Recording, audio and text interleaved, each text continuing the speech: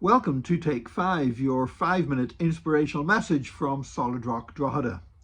On this day, 108 years ago, on the 12th of October 1915, a British nurse was executed by a German firing squad in Belgium during the First World War.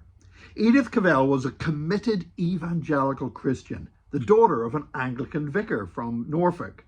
And she worked as a young woman as a governess, but at 30 years old volunteered as a nurse to work in a scarlet fever hospital helping patients and in London. And she received formal training at the London Hospital in Whitechapel. Now, the hospital had a strong emphasis on Christian faith and it had a routine of regular prayers and Bible readings which echoed her Christian upbringing. And nurses knelt to pray on the wards. And very often in the prayers, regular themes were death, hope, and eternity, because these were days whenever there was a lot of mortality, particularly among the working classes. In 1897, she was sent to Maidstone to help after an outbreak of typhoid there.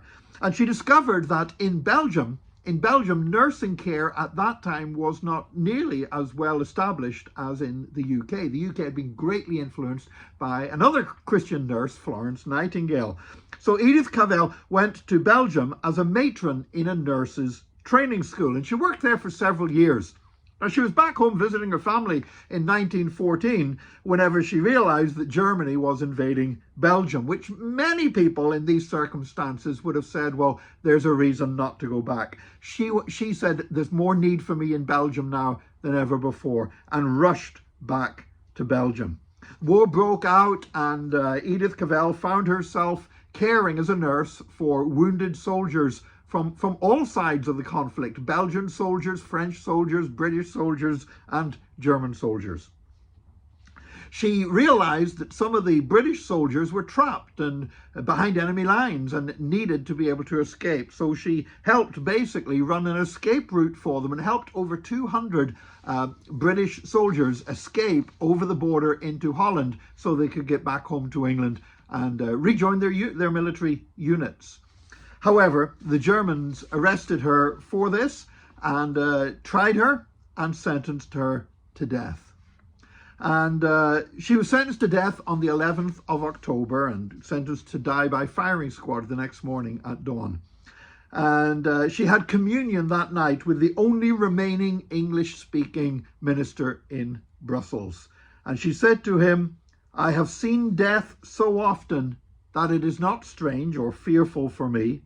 But standing as I do in the view of God and eternity, I realize that patriotism is not enough. I must have no hatred or bitterness towards anyone." And when the clergyman said that she would be remembered as a heroine and a martyr, she said she wanted to be remembered as a nurse who tried to do her duty. And at dawn on the 12th of October, Edith Cavell was executed by a German firing squad.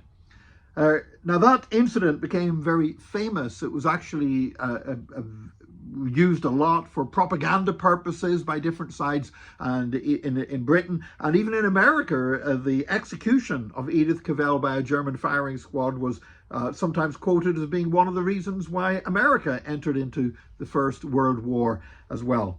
But it's those words that she said, patriotism is not enough. The reaction to Edith Cavell's death was predominantly a patriotic one.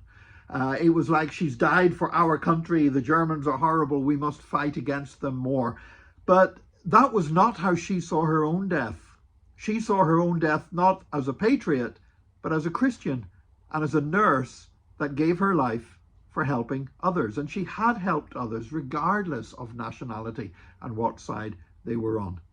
You know, we live in a day where, again, the call of patriotism can sometimes sound much stronger and much more alluring than the sound of service for Christ.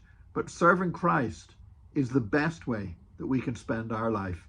Edith Cavell, her life was tragically cut short, but she lived her life for Jesus Christ.